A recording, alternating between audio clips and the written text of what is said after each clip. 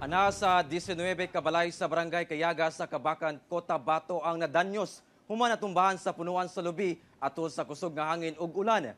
Mga apektadong residente nanawagan karon og tabang. Ani ang report ni Justoni Humamil. Mukabat sa 19 ka mga balay ang nangaguba partikular sa sitio Unomayong Barangay Kayaga sa Kabakan, Cotabato. Human gikuso-kuso sa kusog nga hangin, dala sa kusog nga pag-ulan sa lugar niadtong October 17 sa hapon. Sagad sa mga balay nga naguba, gama sa light materials.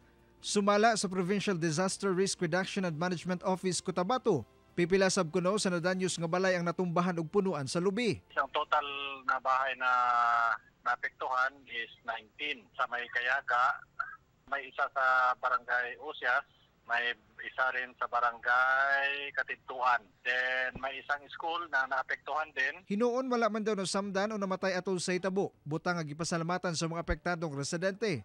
Apan nanawagan sila karon og tabang aron makatukod pagbalik og balay. Sa karon padayon ang ginahimong assessment sa PDRRMO Cotabato ug Kabakan LGU aron mahibaw-an kung pila ka mga balay ang totally damaged. Coordinate na kami sa munisipyo para ma-identify kung anong mga tulong na kailangang ipaabot sa kanila. Sa halimbawa yung mga construction materials para muling maayos ang kanilang mga bahay. Sa ngayon, ongoing ang assessment ng team ng munisipyo. Ako si Tony Humamil para sa One Mindanao.